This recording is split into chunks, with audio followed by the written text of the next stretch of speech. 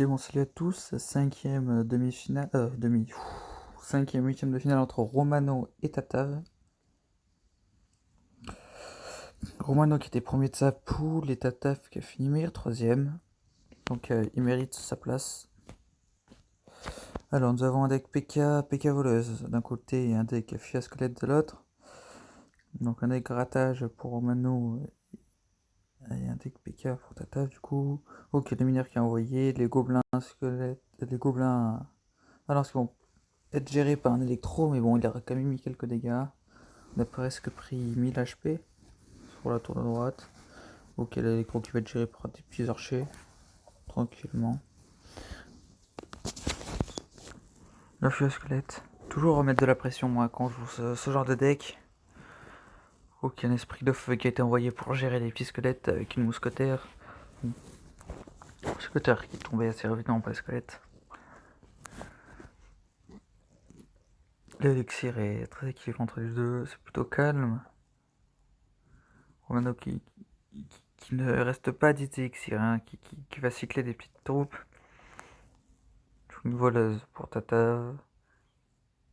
Pour essayer de contrer ça, des gobelins à lance, mais le PK qui est envoyé à droite par Tatav, comme le mineur. Le mineur qui n'est pas défendu. Mal positionnement sans doute, je le crois, de la tour à bombe. Non, peut-être pas. Peut-être que c'est plutôt en fait bien joué, hein, la tour à bombe placée sur la gauche pour faire venir de la voleuse. Puis ensuite mettre des gobelins à lance pour faire tourner, c'est plutôt une bonne idée. Ok, le fût hein, qui est relancé encore, qui va être géré par un esprit de feu, même si ça a gratté un petit peu de dégâts. Clairement, gros avantage pour Romano.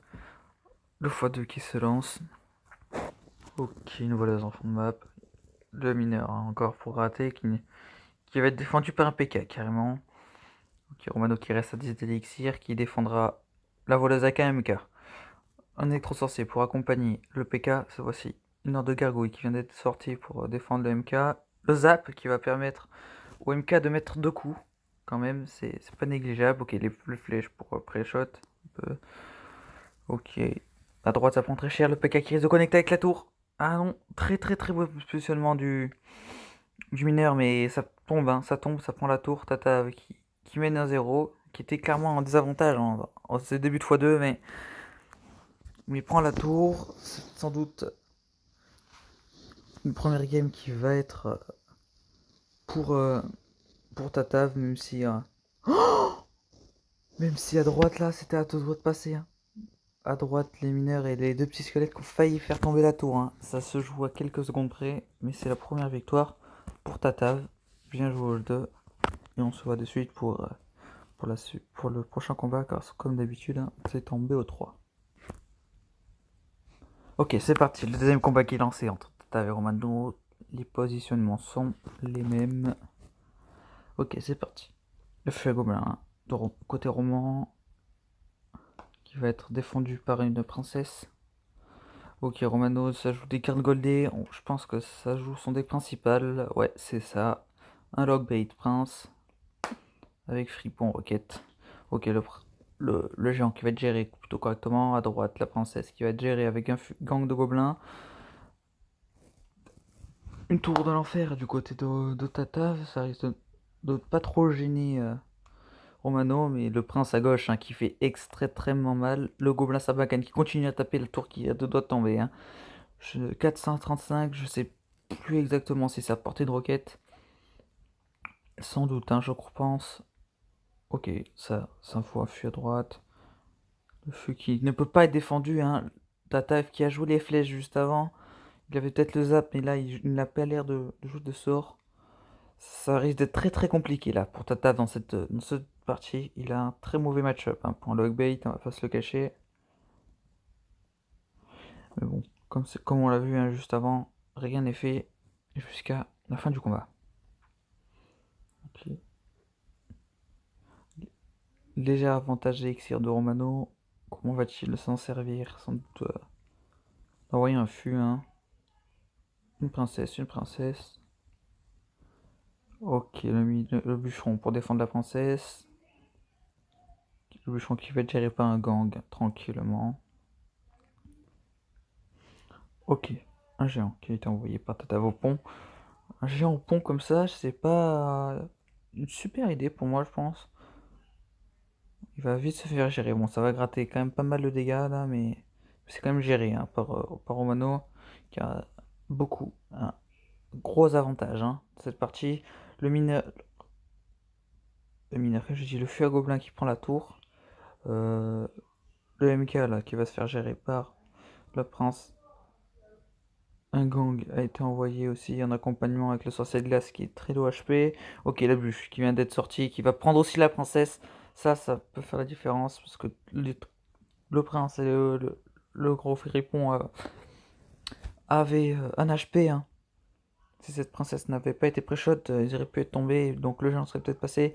Mais là, what? Le sorcier de glace qui a clairement des pops. Wow, wow, wow. Bon, on était bien à portée. Ah non, il avait mis des dégâts, mais on était quand même à portée de roquettes. 2-0 dans ce combat pour Romano, très serré entre les deux joueurs. Tout se jouera sur le dernier combat qui va être décisif hein, dans ce combat, dans ce match. Ok, bon, c'est reparti entre Tata et Romano sur le troisième combat. Un partout, hein, toujours entre ces deux joueurs. Ça risque d'être très tendu hein, ce combat pour une qualification en quart de finale. Ok, ça joue avec des golems d'élixir pour Romano. Sans doute le golem d'élixir barbare d'élitrage. Hein. À voir sur la suite du combat.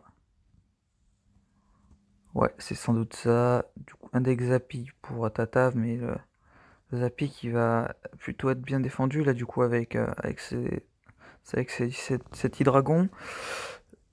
Ça va être très difficile. Ok, les flèches qui sont tombées. Bon, l'Hydragon qui gère extrêmement bien ce Zappy et qui va l'empêcher de tirer. Ok, là, j'ai un royal qui est très très bien défendu.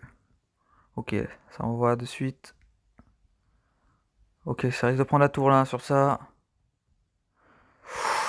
Bon, maintenant qui prend la tour hein, dès la première minute, ça risque d'être très très compliqué là. Hein. Le dragon, de l'enfer qui connecte et qui reste. Oh, Tatav n'a clairement rien pour défendre. Hein. À part le sorcier, mais qui est tombé de suite. Ça va être très très compliqué là pour Tatav hein, de remonter dans ce combat.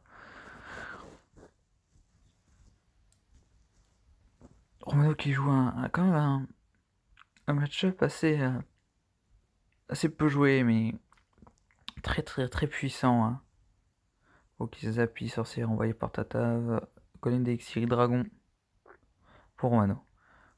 Les flèches hein, qui ont été mises forcément pour faire tomber les petites chauves-souris qui faisaient chier avec, avec les larmes squelettes, mais là le Zappy hein, qui va être géré. Le dragon barbare d'Eli qui sont envoyés de suite avec une guérisseuse. Il ne pourra pas défendre hein, sans doute là. Tatav. Ah si, un jeu royal pour temporiser, mais bon. La guérisseuse hein, qui fait que soigner. C'est un 3-0 pour Romano. Romano qui se qualifie en quart de finale. Bien joué aux deux. Ce fut un combat plutôt serré. Hein. Mais GG à eux. Hein. Allez. A plus hein, pour une autre quart de finale. Hein. Suivez-nous si vous voulez la suite.